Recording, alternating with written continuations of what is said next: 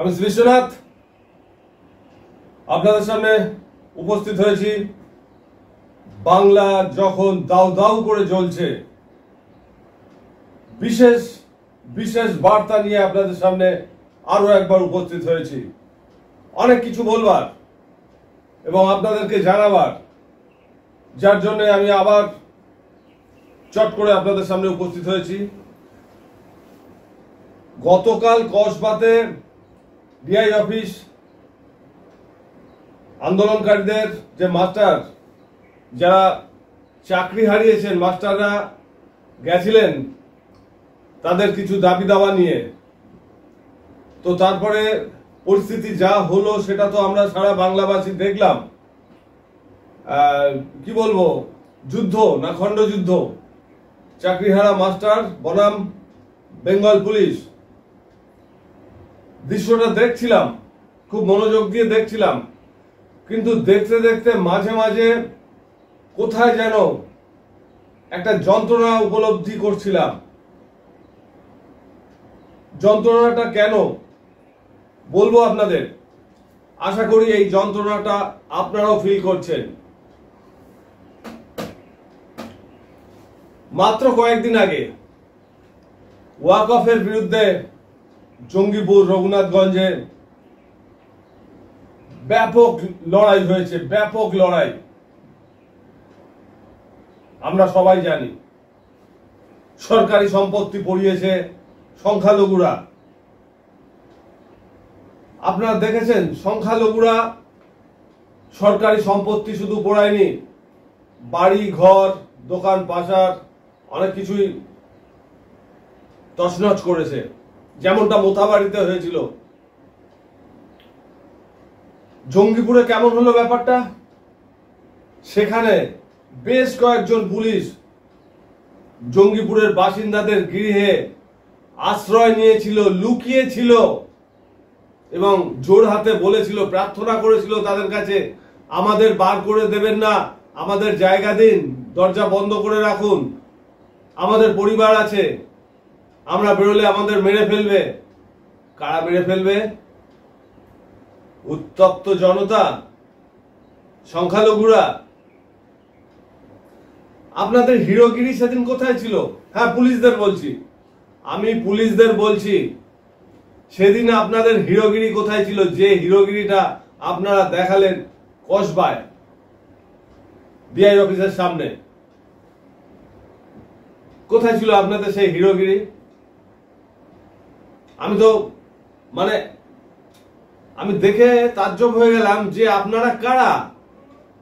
আপনারা সত্যি পুলিশ তো, নাকি পুলিশের বেশধারী অন্য কোনো সমাজ বিরোধী? সন্দেহ হচ্ছে কিন্তু আমার।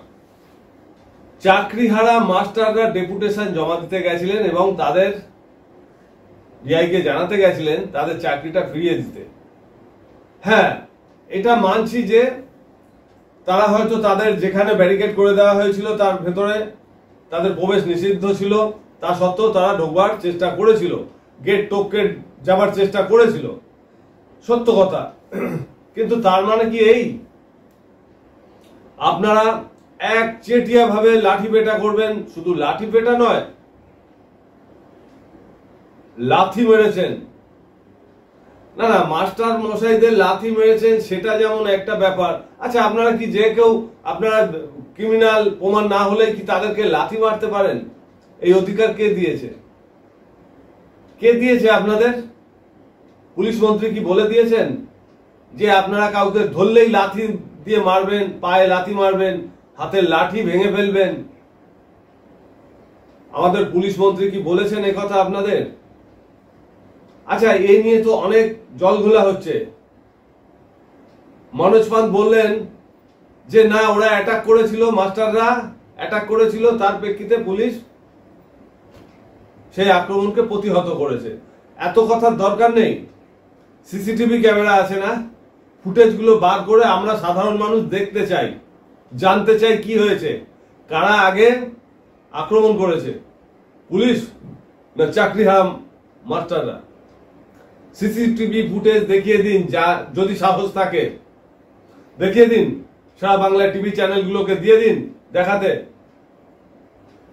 বাংলার আমাদের মতো সাধারণ জনগণ একটি কথাও বলবে না। যাদের অন্যায় আছে তাদের বিরুদ্ধে বলবে। আমি আর একটা জিনিস বুঝতে পারছি না, মাস্টারদের সমাবেশে পুলিশ লাঠি চালিয়েছে, অথচ জঙ্গিপুরে পুলিশ ভয়ে ঘরে পালিয়ে গেছে। অদ্ভুত নয় কি? একই বাংলায় দুটো ছবি পুলিশের। আমি বুঝতে পারলাম না এই আচরণটা কেন। মোথাবাড়ি ভাঙচুর হয়েছে, আমি আপনাদের ভিডিও দিয়েছিলাম। মোথাবাড়িতে মুসলমান সম্প্রদায় হিন্দুদের বাড়িঘর ভাঙচুর করেছে, আগুন দিয়ে গাড়ি পুড়িয়েছে, হিন্দু শূন্য করবে ইত্যাদি ইত্যাদি আস্ফালন দেখিয়েছে। আচ্ছা, সেখানে পুলিশ বাহিনী কোথায় ছিল? আপনারা কি ঘুমিয়ে থাকেন মাঝে মাঝে ব্যাঙের মতো, সাপের মতো, শীত ঘুম? আবার যখন ঠেলে ওঠেন তখন আপনারা যা মনে হয় তাই করেন, এরকম ব্যাপারটা? তাই মনে হচ্ছে বাংলার পুলিশদের, তাই মনে হচ্ছে আমার কেন, যত সাধারণ মানুষ আছে সবার তাই মনে হচ্ছে। পুলিশদের ভূমিকাটা কিন্তু খুব তলানি, কি বলবো, শেষ হয়ে গেছে, নেই, পুলিশদের কোনো ভূমিকাই নেই বাংলায়। আগে মানুষ কি করতো, আমরা ছোটবেলায় দেখেছি, মানুষ বিপদে পড়লে সাধারণ মানুষ পুলিশের সাহায্য নিত, পুলিশকে আশ্রয় করত। আর আজকে পুলিশ আসলে মানুষ ভয় পায়, আরে বাপরে, এ তো কোথায় নিয়ে যাবে, তিলকে তাল বানিয়ে দেবে, কোনো ঠিক নেই। পুলিশ কোন ঘটনা কোথায় নিয়ে দাঁড় করাবে, একটা সাধারণ মানুষ যদি এফআইআর করতে যায়, থানা সাহায্য যায়, পুলিশের সাহায্য নিতে যায়, তো সেই মানুষটাকেই অপরাধী বানিয়ে দেয়। ভুড়ি ভুড়ি প্রমাণ আছে। পুলিশ, তুমি সাবধান হয়ে যাও। জনগণের মার, দুনিয়ার বার। তোমরা কি ভাবছো, বর্দিটা পড়লেই কি তুমি একেবারে হিরো হয়ে গেলে, সরকারি মস্তান? সরকারি মস্তান হয়ে যাও তোমরা। তোমাদের ঘরে সন্তান, ছেলে মেয়ে নেই, বাবা মা এরা নেই। তোমরা লুকিয়ে বেঁচেছিলে, বলছিলে আমাদের বাঁচান, আমাদের ঘরে পরিবার আছে। তো আমাদের মতো সাধারণ মানুষদেরও কি পরিবার নেই?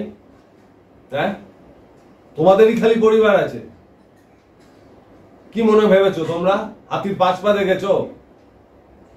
সব ছুটে যাবে, কিন্তু সব ছুটে যাবে। চেষ্টা করো, নিজেদেরকে সংযত করার চেষ্টা করো। আমাদের সাধারণ মানুষের জন্যই তোমরা। তোমাদের ভূমিকা কিসের? কি প্রয়োজন তোমাদের? তোমাদের মায়নাটা পাও কিসের জন্য? সরকারি সার্ভেন্ট তোমরা, জনগণের চাকর। এটা ভুলে যাও কেন? বারবার তোমাদের এগুলো কি মনে করিয়ে দিতে হবে? এটা কি খুব সম্মানের জিনিস? সাধারণ মানুষ তোমাদের দিকে আঙুল তুলছে, আঙুল।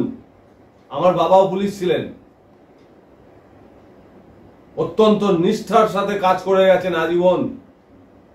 কেউ কোনোদিন একটা আঙুল তুলে বলতে পারেনি এই লোকটি এই করেছে, এই পুলিশটি এই করেছে, এই সেই পুলিশের ছেলে, কেউ বলেনি। কিন্তু আজকাল বলবে? আজকাল যেসব পুলিশ আপনারা অপকর্ম করে বেড়াচ্ছেন, আপনাদের ছেলে মেয়েদের দিকে আঙুল উঠছে, এই দেখ ওই পুলিশটার ছেলে, এই পুলিশটার মেয়ে, ওই পুলিশটার বউ। আপনাদের লজ্জা লাগে না? কার প্ররোচনায় সব করেন? বাংলায় অরাজকতা সৃষ্টি করছেন পুলিশরা, আমি দেখতে পাচ্ছি। একমাত্র পুলিশরা অরাজকতা সৃষ্টি করছেন। হ্যাঁ, আরো তো রাজনৈতিক একটা পরিকল্পনা আছেই পেছনে, সেটা তো বলার অবকাশ নেই। আপনারাও নেমে পড়েছেন তাদের সাথে।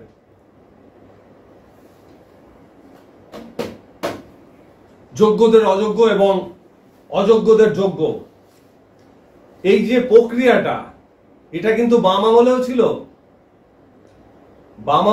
বাম আমলেও ছিল। আমি আপনাদের পরিসংখ্যানটা একটুখানি বলবো, আপনার মনোযোগ দিয়ে শুনবেন। 2009 সাল, বুদ্ধদেব ভট্টাচার্য তখন বাংলার মুখ্যমন্ত্রী। তখনও ধরা পড়েছে 2009 সালে নিয়োগ প্রক্রিয়ায় কারচুপি ধরা পড়েছে। 8163টি ওএমআর রিপোর্টে সিটে কারচুপি করা হয়েছিল। 4471টি চাকরি বাতিল হাইকোর্টের নির্দেশে, সেটি কিন্তু এখন এই মুহূর্তে সুপ্রিম কোর্টের বিচারাধীন। এই কারচুপি ধরা পড়েছে 2016 সালে। 2009 সালের কেস, ধরা পড়েছে 2016 সালে। ক্যাগের রিপোর্ট বলছে, আমি বলছি না, ক্যাগের রিপোর্ট বলছে। একটা পরীক্ষাতে 4,06,100 পরীক্ষার্থী ছিল।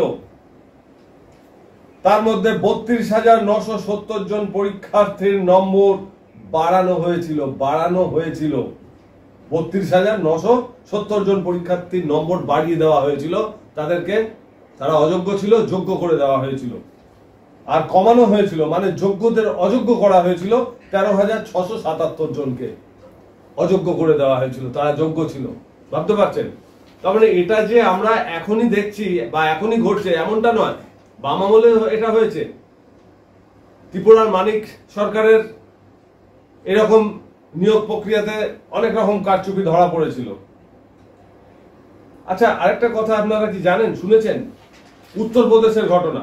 উত্তরপ্রদেশ, সেখানে 69,069 হবু শিক্ষকের চাকরি বাতিল করা হয়েছে যোগী সরকারের আমলে। উত্তরপ্রদেশের কথা বলছি, আলফিলের কথা বলছি, জানেন আপনারা?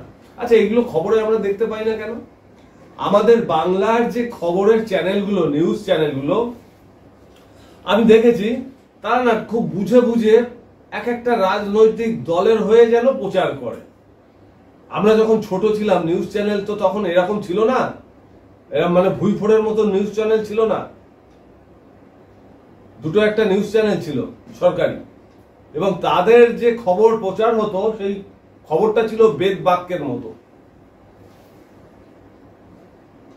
মিথ্যার বেসাতি করতো না তারা। এখনকার নিউজ চ্যানেলগুলো মিথ্যা নিয়ে মানে মানুষের মনের মতো, আমি যে হয়তো কোনো একটা পার্টিকে সাপোর্ট করি সেই পার্টির হয়েই কথা বলবো। নিউজ চ্যানেলগুলো তাই হয়েছে। নিউজ চ্যানেলগুলোর এটা হওয়া উচিত না তো। কি করে এরা রেজিস্ট্রেশন পায়? এদের রেজিস্ট্রেশন বাতিল হয় না কেন? খালি বাংলার খবর প্রচার হচ্ছে, অন্য জায়গার খবর প্রচার হচ্ছে না। কোন জায়গায় আপনারা হিসাব করে বলবেন তো একটু আমায়, আমার জানার দরকার আছে। যারা এটা নিয়ে শোরগোল করছেন, চেঁচামেচি করছেন, বাংলায় চাকরি হারা আর কোথাও এই সমস্ত চাকরি হারায়নি, নিয়োগ প্রক্রিয়ায় কোনো সমস্যা হয়নি, কোন রাজ্যে হয়নি? কোন রাজ্যে হয়নি? ভারতের কটা রাজ্য বাকি আছে যেখানে নিয়োগ প্রক্রিয়ায় এরকম কারচুপি হয়নি?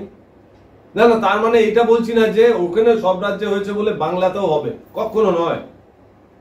যেটা অন্যায় সেটা সবার জন্য অন্যায়। কিন্তু আমার বক্তব্য এটাই যে নিউজ চ্যানেলগুলো খালি বাংলাটাকেই তুলে ধরছে।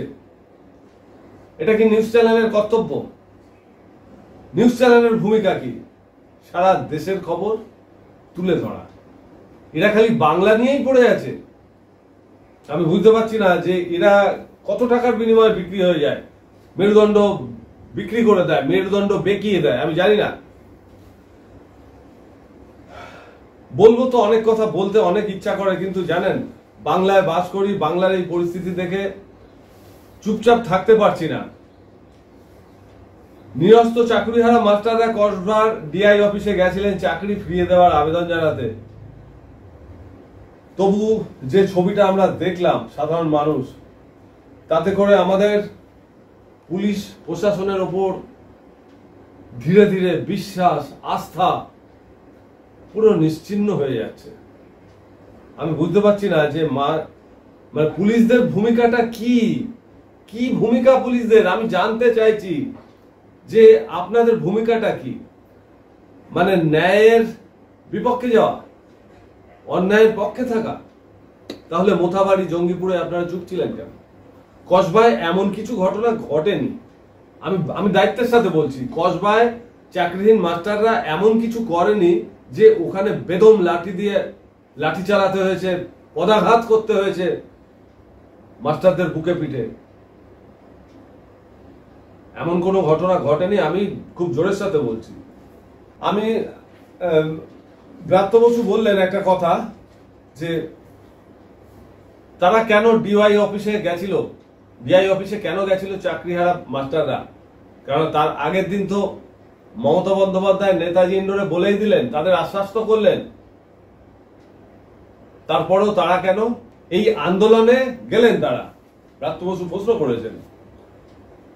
হ্যাঁ, ব্যাপার হচ্ছে সব মাস্টার মশাইরা কালকে কসবা আন্দোলনে যায়নি, কিছু সংখ্যক গেছে।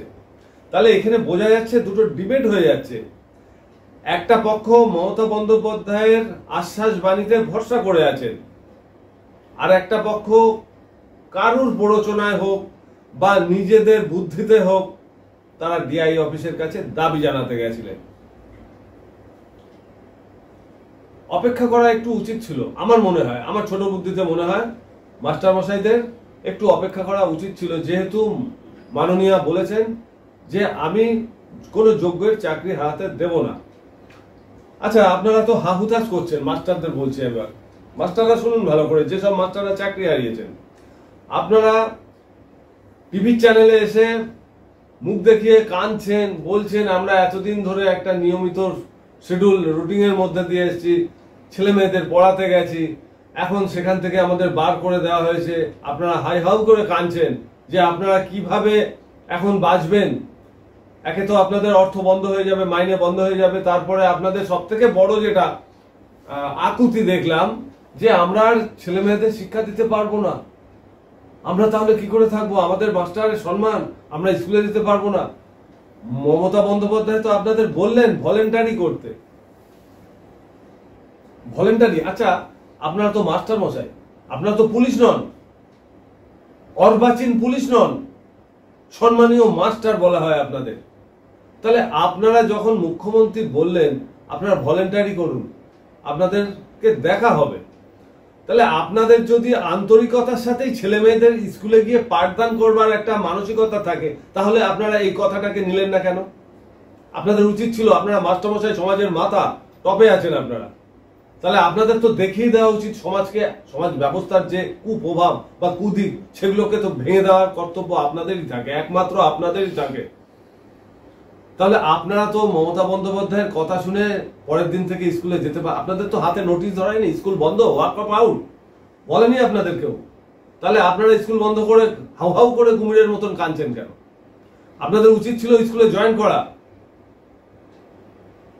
বাচ্চাদের পড়ানো, ছেলে মেয়েদের পড়ানোই যদি আপনাদের একমাত্র উদ্দেশ্য।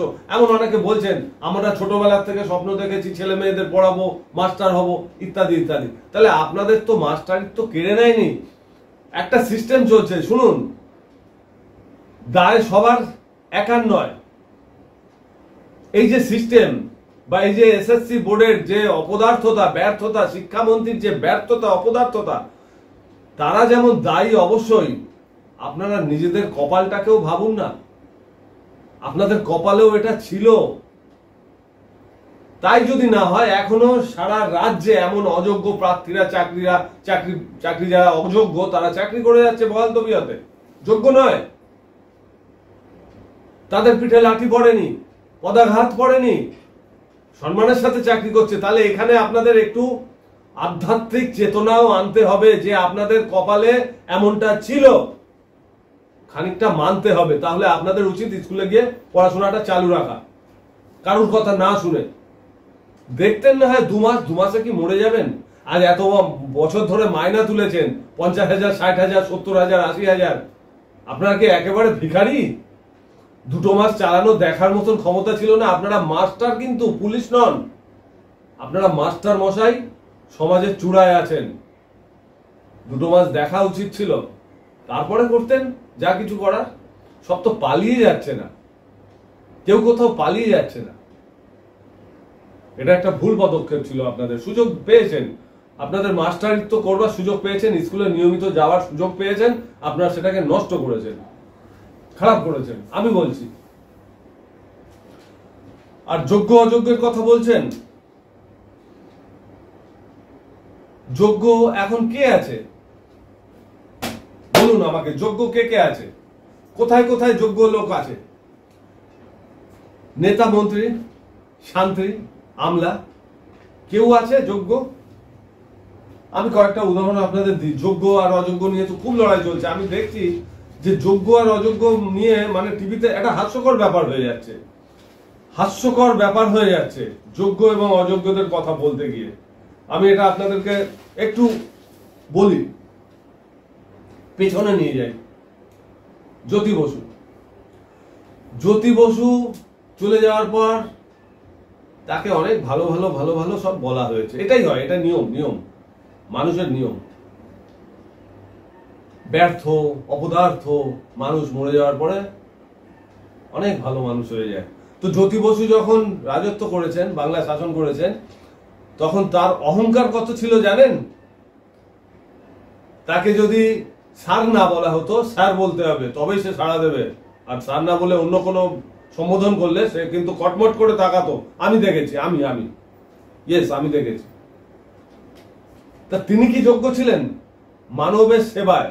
একটা মন্ত্রী হওয়া মানে কি? সেবা, তো ধর্ম সেবা। তার এত অহংকার হয় কোথায়? যোগ্য ছিল না জ্যোতি বসু, বুদ্ধদেব ভট্টাচার্য। তিনি বলেছিলেন কি, অনিচ্ছুক চাষীদের জমি নেওয়া হবে না, কথা দিয়েছিলেন। সাদা জামা কাপড় পরে, ধুতি পাঞ্জাবি সাদা, হোয়াইট ধপধপে সাদা পরতেন। তো তার সে কথা তিনি রাখতে পারেনি। অনেক কথা আমি এক একটা করে বললে পরে শেষ হয়ে যাবে, এত লম্বা ভিডিও করা যাবে না। তো বুদ্ধদেব ভট্টাচার্য কথা রাখেনি। তিনি কি যোগ্য ছিলেন? আচ্ছা, কুণাল ঘোষ আজকে দেখুন তৃণমূলের মুখপাত্র, মানে তৃণমূলের কলসিটা ভাঙলেও কুণাল ঘোষ জবাব দেবে, আবার তৃণমূলের কোন নেতার মৃত্যু হলেও তিনি জবাব দেবেন। তৃণমূলের পৃষ্ঠপোষক এই কুণাল ঘোষ সারদা কাণ্ডের কেলেঙ্কারিতে যখন জেল যাত্রা হয়েছে, জেল ভোগ করছেন, তখন মমতাকে বলেছিলেন যে কালীঘাটের মমতা বন্দ্যোপাধ্যায় সব থেকে বড় বেনিফিশিয়ারি। কুণাল ঘোষ এখন যে পদে রয়েছে সেই পদের যোগ্য কি? কি মনে হয় আপনাদের? আচ্ছা, এই যে শুভেন্দু অধিকারী দল বদলু, যেখানে সুযোগ পাবে সেখানে ঢুকে যাবে, যখনই দেখবে মার খাওয়ার ভয় আছে পাল্টি হয়ে যাবে। শুভেন্দু অধিকারী বিরোধী দলনেতা, বিজেপি সাংসদ, বিজেপি এমএলএ, আমি এমএলএ এর কথা বলছি, মানে গিরগিটি। আচ্ছা, অর্জুন সিং এটা তো লুচ্চ, ঘন ঘন দল বদল। বাবুল সুপ্রিয় গান গেয়ে গেয়ে একটা সময় নিজের সম্মান, নিজের জায়গা তৈরি করেছিল, আর আজকে রাজনীতিতে এনে জুতো খেয়ে একেবারে লাল হয়ে গেছে। দল বদলু, মানে স্বার্থ অনুযায়ী দল বদলু হয়। নচিকেতার কথা কি বলবো? নচিকেতা, আমরা দেখুন নচিকেতা বললেই ঘোষের কথা আছে, নচিকেতা ঘোষ। আমরা নচিকেতা ঘোষকেই চিনতাম, কিন্তু এই নচিকেতাকে কজন চেনে আমি জানি না। সেদিন নচিকেতা বলছে বুদ্ধিজীবী, উনাকে নাকি বুদ্ধিজীবী বলা হয়। তা উনি কতটা বুদ্ধিজীবীর যোগ্য শুনে নিন। উনি বলছে এই যে আন্দোলন চলছে, চতুর্দিকে যে আন্দোলন, এ তো আমি শিখিয়েছি সবাইকে। নচিকেতা নাকি শিখিয়েছে আন্দোলন করা। আর কি বলছে, বাংলার 70% মানুষ আমায় ভালোবাসে, 70% মানুষ নচিকেতাকে ভালোবাসে। আমি নচিকেতা ঘোষকে চিনতাম, কিন্তু এ দেখি বলছে যে একে 70% মানুষ চেনে জানে। তো আমার তো মনে হয় মানে কতটা অহংকার মনে, যে আমাকে 70% মানুষ ভালোবাসে। আমার তো মনে হয় 7% মানুষও তাকে চেনে না বা তাকে আর মূল্য দেয় না। এতটা অহংকার। যোগ্য? উনি বুদ্ধিজীবী হওয়ার যোগ্য নাকি? এই যে যোগ্য আর অযোগ্য চলছে, তাই আমি এত কথা বললাম। সৌগত রায় একজন বর্ষিয়ান নেতা। আমি আগে উনাকে, আমরা তো ছোট থেকে দেখেছি, সৌগত রায়কে ছোট থেকে দেখেছি কংগ্রেস করতেন। আমরা একজন অধ্যাপক, আমরা খুব ভালো মনে করতাম মানুষটাকে, খুব ভালো মনে করতাম। কিন্তু যখন টাকা লেনদেনের একটা ছবি ধরা পড়লো, তখন তো ব্ল্যাক হতে শুরু করলেন। গতকাল একটা মঞ্চে দাঁড়িয়ে সিগারেট খাচ্ছে, মঞ্চে যে মঞ্চটা মানুষ সবাই তাকিয়ে থাকে নেতা মন্ত্রীদের বক্তব্য, মূল্যবান বক্তব্য শোনার জন্য, সেখানে সৌগত রায় একজন বর্ষিয়ান নেতা, তিনি সিগারেট ফুঁকছেন। কতটা ভীমরতি। উনি কি যোগ্য নাকি? যে পদে বসে আছেন যোগ্য নাকি এইসব মানুষগুলো? তাহলে যোগ্য আর অযোগ্য লড়াই চলছে, বন্ধ হওয়া উচিত এই লড়াই। আচ্ছা, যারা বলছে ওএমআর সিট দেখাতে, মমতা বন্দ্যোপাধ্যায় সরকারকে বলছে, এসএসসি কে বলছে যে আপনারা ওএমআর সিট দেখান, সব বার করুন, কে যোগ্য কে অযোগ্য। আরে মশাই, আপনারা এদের উপরে অপেক্ষা করছেন কেন? রুলিং পার্টির উপর অপেক্ষা করছেন কেন? আপনারা যারা বিরোধীরা, তারা নিজেরাই সামনে আনুন না। এত নাটক কেন? আপনারা কি আনতে পারবেন? আনতে পারলে আনুন। আপনারা ঘেউ ঘেউ কেন করছেন? শুভেন্দু অধিকারী দেখছি খুব লাফাচ্ছেন। আরে আপনার হাতে যদি থাকে সামনে এনে দিন না। দুধ কা দুধ পানি কা পানি, আমরা সবাই মেনে নেবো। আনতে পারছেন না, খালি ঘেউ ঘেউ করে যাচ্ছেন। এটা আপনাদের কি ধরনের চরিত্র? হ্যাঁ, মানুষকে উত্তপ্ত করছেন, অশান্ত করছেন পরিবেশ। শান্ত রেখে যারা যোগ্য, আপনাদের হাতে প্রমাণ আছে, সামনে নিয়ে আসুন। যোগ্যদের সমস্ত রিপোর্ট পেশ করুন, অযোগ্যদের রিপোর্টও পেশ করুন। কেন মানবে না? সরকার চালাচ্ছে বলে কি মনে করবেন মমতা বন্দ্যোপাধ্যায় যা বলবেন সেটাই হবে? সেটা তো হয় না। সাধারণ জনগণ আছে, তাদেরও বিচার বিবেচনা আছে। আপনি বিরোধী দলনেতা বলে যা কিছু বিরুদ্ধ করে যাবেন সেটাও কি আমরা মেনে নেব নাকি? জনগণ আছে, তারা বিচার করবে। নিয়ে আসুন সামনে কার কাছে কত ক্ষমতা কি আছে আপনাদের হাতে, নিয়ে আসুন সামনে, সবাই দেখবো। এরকম ঘেউ ঘেউ করবেন না। বাংলাটা অশান্ত হয়ে যাচ্ছে, এরপরে তো রক্তগঙ্গা বইবে। কোথায় পালাবেন আপনারা? আপনাদেরই টেনে টেনে মারবে। আপনারা ভাবছেন সবাইকে উস্কে তাতিয়ে দিয়ে পালিয়ে যাব, এটি হবে না। আর অযোগ্যর কথা বলছেন, আরো অযোগ্যদের কথা শুনুন। হ্যাঁ, মিস্টার মোদী আমাদের প্রধানমন্ত্রী, সম্মানীয় প্রধানমন্ত্রী বলেছিলেন 15 লক্ষ টাকা করে সবার ব্যাংকে চলে যাবে। আর এই কথা শুনে এমন অনেক ছেলেদের আমি দেখেছি, জানি ব্যক্তিগতভাবে, তারা হাহুতাশ করে বসেছিল 15 লক্ষ টাকা আসবে, সেই টাকা দিয়ে তারা জীবনে কিছু করবে। আজও বসে আছে, পাগল হয়ে গেছে, তারা আর কিচ্ছু করতে পারেনি। তা মোদীজি কি যোগ্য নাকি প্রধানমন্ত্রী হয়ে বসে থাকবার? হ্যাঁ, অমিত শাহ কি বললেন? ও তো জুমলা থা। আরে নিজেরাই বলছেন, নিজেরাই সব ব্লাব দিয়েছেন। অমিত শাহ কি যোগ্য নাকি ওই চেয়ারটায় বসে আছে? আমি মনে করছি বর্তমানে কোন নেতা মন্ত্রী যোগ্য নয় তাদের চেয়ারে বসে আঁকড়ে বসে থাকা। আরেকটা কথা বলি, আমি আপনাদের আগেও বলেছিলাম, এখন দেখছি সিভিক মাস্টার নিয়ে অনেকে লাফালাফি করছেন। আমি বলেছিলাম যে হ্যাঁ, সিভিক মাস্টার দরকার আমাদের বাংলায় নয়, আমাদের দেশে সিভিক মাস্টার আমাদের দেশে প্রয়োজন আছে। সিভিক পুলিশ যেমন, সিভিক মাস্টারও দরকার আছে। কেন বলছি? আজকে আমাদের কোষাগার, রাজ্যের কোষাগার শুধু নয়, বাংলা শুধু নয়, আমি সারা ভারতের কথা বলছি। আজকে মাস্টারদের বেতন এমন একটা জায়গায় পৌঁছে গেছে যে জায়গাটা ভয়ঙ্কর, ভয়ঙ্কর অবস্থা। রাজ্যের অর্ধেকের বেশি টাকা বোধহয় শুধু মাস্টারদের মাইনা দিতে চলে যায়, শুধুমাত্র মাস্টারদের মাইনা দিতেই চলে যায়, রাজকোষ খালি হয়ে যায়। জানেন সেটা? অথচ সরকারিগুলোর পরিস্থিতি কি? সরকারি স্কুলের মাস্টাররা যারা ধরুন 50,000, 60,000, 70,000, 80,000, 1 লাখ টাকা মাইনা নিচ্ছেন, তাদের বাড়ির ছেলেমেয়েরা পড়ছে প্রাইভেট স্কুলে, বেসরকারি স্কুলে। যেই বেসরকারি স্কুলের মাস মাইনে মাস্টারদের হয়তো 5,000, 10,000, 15,000, 20,000 সামথিং, সেই সব স্কুলে পড়তে পাঠাচ্ছেন ওই সরকারি স্কুলের মাস্টারের ছেলে মেয়েদের। কেন? সরকারি স্কুলে তার মানে পড়াশোনা হয় না? বন্ধ করে দিন স্কুল, লাখ লাখ সব বন্ধ করে দিন, সব চাকরি হাটিয়ে দিন। এত টাকা মাইনে, আমি একজন মাস্টারমশাইয়ের সাথে অনেক বছর আগে কথা হয়েছিল, অনেক বছর বলতে 5-6 বছর আগে। তো সেই মাস্টারটা বলছে, তার ওপিনিয়নটা কি জানেন? বলছে যে দাদা, স্কুলের তো চাকরি পেয়েছি, এত টাকা মাইনা নিতে আমার লজ্জা লাগে। ভাবুন কথাটা। সে মাস্টারমশাই বিবেকে লাগছে যে আমি এত টাকা মাইনে তুলছি, মাস গেলে আমি কি দিচ্ছি, বিনিময়ে আমি কি দিচ্ছি, সমাজকে কি দিচ্ছি? লবডঙ্কা। প্রত্যেকটা মাস্টার জানে আমি কিছুই দিতে পারছি না। ছেলে মেয়েদের ডেকে ডেকে বাড়ি থেকে নিয়ে আসে গ্রামগঞ্জে স্কুলের। প্রমাণ চান? প্রমাণ দিয়ে দেবো, প্রমাণ দিয়ে দেবো। আরেকটা কথা শুনুন, বোম ফাটাবো এবার। 2016 সালের পুরো প্যানেলটা বাতিল হয়েছে। যারা যোগ্য করে লাফাচ্ছে, আমি ফার্স্ট হয়েছি, আমি সেকেন্ড হয়েছি, আমি থার্ড হয়েছি, প্রত্যেকে টাকা দিয়েছে, প্রত্যেকে টাকা দিয়েছে, ঘুষ দিয়েছে। সে 10,000 হোক, 50,000 হোক, 10 লাখ হোক, 12 লাখ হোক। কেন জানেন? ওই 16 সালের প্যানেলেই একজনের নাম ছিল, সে আমার ক্লায়েন্ট।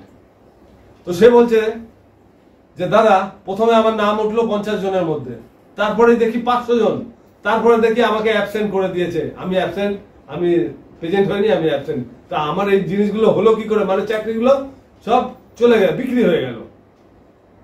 আর যে ফার্স্ট হয়েছে আর সেকেন্ড হয়েছে থার্ড হয়েছে যা কিছু হয়েছে তাকে ওই নাম টিকিয়ে রাখবার জন্য টাকা দিতে হয়েছে, টাকা দিতে হয়েছে। আমি জোরের সাথে বলছি, আমার কথা মিথ্যা প্রমাণ করে দেখান। কারণ যদি হিম্মত থাকে, বুকের পাটা থাকে, আমি কথাটা 2016 সালের যে প্যানেলটাই টোটাল বার করে দেওয়া হয়েছে, সেই প্যানেলের প্রত্যেককে টাকা দিতে হয়েছে, সে 10,000 হোক আর 10 লাখ হোক। এত বড় চ্যালেঞ্জ নিয়ে কথাটা বলছি, মিথ্যা প্রমাণ করুন। যোগ্য অযোগ্য বলছেন কেন আপনারা? হ্যাঁ, যোগ্য এত মাইনা চলবে না, রাজকোষ খালি হয়ে যাচ্ছে, আরে দেউলিয়া হয়ে যাচ্ছে সরকার। প্রতিটি মানুষ, আজকে যে বাচ্চাটা জন্ম নেবে মাথায় 65,000 টাকার দেনা, 65,000 টাকার দেনা রয়েছে মাথায়। কি ভাবেন আপনারা? হ্যাঁ, মাস্টারকে মানে রাজকোষ উজাড় করে দেওয়া হচ্ছে। সিভিক মাস্টার রাখুন, সিভিক পুলিশ যেমন, সিভিক মাস্টার রাখুন, দেখবেন দেশের হাল ফিরে যাবে। 10,000 থেকে শুরু করুন মাইনা, 15,000, 20,000, ম্যাক্সিমাম 25,000, 30,000-এ একেবারে স্টপ, উপরে যাবে না। মানে কেউ পড়াশোনা শিখলে আমি মাস্টার মশাই হব, মানেটা কি? জানে যে বছরের অর্ধেক দিন ছুটি, বাড়ি বসে থাকবো, ঘুরতে যাব, মাইনে পাবো মোটা মোটা। বন্ধ করুন, মাননীয়াকে বলছি বন্ধ করুন। এবং আমি এই যে বোর্ড, যারা শিক্ষা দপ্তর চালাচ্ছেন রাজ্যের তথা কেন্দ্রের, মাইনা নামিয়ে আনুন যদি বাঁচাতে হয় দেশকে। আর সিভিক করে দিন, সিভিক করে দিন। প্রত্যেকে খুব বেড়েছে, মাননীয়া বলেছে তো, যান না আপনারা, ভলেন্টারি করুন না। কেন? হ্যাঁ, কি হয়েছে ভলেন্টারি করলে? হ্যাঁ, আপনারা মাস্টারমশাই হয়েছেন কেন? কি মানসিকতা আপনাদের? কাউকে বিশ্বাসই করতে পারছেন না,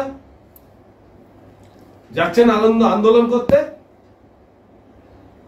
কেন এই মানসিকতা? কেন? আপনাদের থেকে কি শিখবো তাহলে? আপনারা দেখাচ্ছেন, এই দেখুন লাঠি ভেঙে ফেলেছে, মেরে, লজ্জা করে না বলতে? মাস্টাররা এরকম, মাস্টারদের চরিত্র এটা হওয়া উচিত না। এটা তো সাধারণ মানুষ, ছাত্ররা, পুলিশরা করলে মানায়, মাস্টারদের মানায় না এগুলো। সম্মান তাদের নিজের কাছে। গাল ফুলিয়ে টিভি চ্যানেলে এসে বলছেন এই দেখুন, এই দেখুন, এই দেখুন। কি এসব? মাস্টার নাকি আপনারা? প্রত্যেকে তো ঘুষ দিয়েছেন। 2016 সালের প্যানেলে যারা নাম উঠেছে প্রত্যেকে অযোগ্য। বড় বড় কথা বলেন। আমরা সাধারণ মানুষকে কিছু বুঝি না, ঘাসে মুখ দিয়ে হাঁটি নাকি? হ্যাঁ, কুমির কান্না কাঁদছেন, আমরা কাল থেকে আর স্কুলে পড়াতে যেতে পারবো না। আরে যান না, বলে দিয়েছে তো মাননীয়া, বলেছে তো, যান না, দেখান না, করে দেখান না, করে দেখান। আপনাদের এই ব্যবহার দেখেই দেখবেন আইন, আদালত, প্রশাসন মুখ বন্ধ হয়ে যাবে, যে না, এরা সত্যি প্রকৃত মাস্টার। প্রতিটি লোক আপনাদের পাশে গিয়ে দাঁড়াবে, আমার মতন সাধারণ মানুষ গিয়ে দাঁড়াবে, যে না, এদের জন্য চাকরি দিতে হবে। আপনারা তো সে কাজ করতেই পারছেন না। মাস্টার কোথায় আপনারা? হ্যাঁ, অরাজকতা সৃষ্টি করছেন। কাদের প্ররোচনা করছেন এসব? যান, স্কুলে গিয়ে পড়াতে শুরু করুন। ভলেন্টিয়ার বলেছে, তাতে খুব অসম্মান হয়ে গেল নাকি আপনাদের? আর এটা যেটা করছেন, যে পিটানি খাচ্ছেন, লাথি খাচ্ছেন, এটা খুব সম্মানের হচ্ছে, খুব সম্মানের হচ্ছে। জবাবটা দিয়ে যাবেন, কমেন্টস করবেন। যারা মাস্টার মশাইরা আমার এই ভিডিও দেখছেন, কমেন্টস করুন আমাকে, যে আমি কোনটা ভুল বলেছি। কিন্তু খুব ভেবে করবেন, ভেবে কমেন্টস করবেন। তার কারণ, যদি ভেবে চিনতে ঠান্ডা মাথায় কমেন্টস না করতে পারেন, কোনো লাভ নেই। আরেকটা কথা, যারা সিভিক মাস্টার হয়ে যোগদান করতে চান, কমেন্টস করুন, নাম ঠিকানা সব লিখুন, প্রত্যেকে লিখুন, ব্যবস্থা করে দেবো। নাম ঠিকানা লিখুন, যারা সিভিক পুলিশের মতন সিভিক মাস্টার হতে চান। দিন শেষ, গল্প শেষ। 32,000 প্রাইমারি শিক্ষক পিছনে দাঁড়িয়ে রয়েছে লাইন দিয়ে, চাকরি নট হবে। কোথায় আছেন? রাজকোষ ফাঁকা হয়ে যাচ্ছে। আপনারা বোঝেন না, মাস্টারমশাইদের ক্যালকুলেশন নেই, ক্যালকুলেশন নেই যে কত টাকা হতে পারে টোটাল মাইনা। 1600 কোটি বলেছি না? 1600 কোটি। যাদের চাকরি থেকে ছাঁটাই করা হয়েছে তাদের এক বছরের মাইনা 1600 কোটি। এবার ভাবুন কত মাস্টার আছে বাংলায়। রাজকোষাগার তো আপনাদের পেছনে চলে যাচ্ছে। উন্নতি কোথা থেকে হবে রাজ্যে? এখনো বলছি, মাননীয়াকে বলছি, মমতা বন্দ্যোপাধ্যায়কে, আপনি কেন্দ্রের সাথে বসুন। খালি বাংলায় কমালে তো হবে না, সারা ভারতের ছবিটা বলছি। মাস্টারদের মাইনা কমিয়ে দিন, ছেটে দিন। যোগ্য অযোগ্য এসব ছাড়ুন, ওই লড়াইতে না গিয়ে পরিকাঠামোটাকে ঠিক রাখার চেষ্টা করুন। বিজেপি সাংসদ প্রাক্তন বিচারপতি হাইকোর্টের অভিজিৎ গাঙ্গুলি, উনি বললেন, শুনলাম যে আমার ওপরে দায়িত্ব ছেড়ে দেয়া হোক, আমি যোগ্য অযোগ্য বার করে দিচ্ছি। একটা অর্বাচীনের মতন কথা বললেন মশাই গাঙ্গুলি, এটা অর্বাচীনের মতন। আপনি একটা এত বড় বিচারক ছিলেন আগে, এখন নয়। আপনি জানি না কি কারণে আপনি আপনার এত বড় একটা জায়গা ছেড়ে এরকম একটা ঘৃণ্য ষড়যন্ত্রের লাইনে ঢুকলেন, আমি জানি না, আমার ক্ষুদ্র মাথায় আসছে না। যেখানে ছিলেন আপনি ভালো ছিলেন, কিন্তু আপনি বললেন কেমন, মানে পার্টিতে নাম লিখে সাংসদ হয়ে আপনার মুখ দিয়ে ফটফট করে বুলি বেরোচ্ছে, আমি দেখিয়ে দেবো, বার করে দেবো কারা যোগ্য কারা অযোগ্য। আরে দেখিয়ে দিন না, দেখিয়ে দিন না, আমরা সাধারণ মানুষ দেখতে চাইছি। এরকম উল্টো পাল্টা কেন বলে তাকাচ্ছেন মানুষকে? ক্ষমতা আছে আপনার, ক্ষমতা যদি থাকে চুপ করে আছেন কেন? আর আপনি যে পদে গেছেন ওখানে আপনি ক্ষমতা দেখাতে পারবেন না, বরঞ্চ আপনি যে আগে প্রাক্তন হয়েছেন যেখানে ছিলেন, সেখানে থাকলে আপনি মনে হয় অনেক কিছু দেখাতে পারতেন। ভুল করলেন, যাই হোক সেটা আপনার ব্যাপার। তবে এরকম বিভ্রান্তকর কথা বলবেন না, যেটা পারবেন না সেটা বলবেন না। তো আমি এখন আমার ভিডিও শেষ করব, অনেক দীর্ঘায়িত হয়ে যাচ্ছে, আর বেশি বলবো না। তবে এই যে মিছিল চলছে না, চাকরি হারা মাস্টারদের যে মিছিল, এই মিছিলে কিছু বেনজলও রয়েছে, মানে বাইরের মানুষও ঢুকে আন্দোলন করছে। তাদের জিজ্ঞাসা করা হচ্ছে আপনারা কেন এসেছেন, কি জন্য এসেছেন, বলতে পারছে না। দেখছি, সবটাই চোখে দেখছি। তো যাই হোক, সবাই সতর্ক হয়ে যান, বাংলা সাধারণ মানুষ সবাই সাবধান হয়ে যান।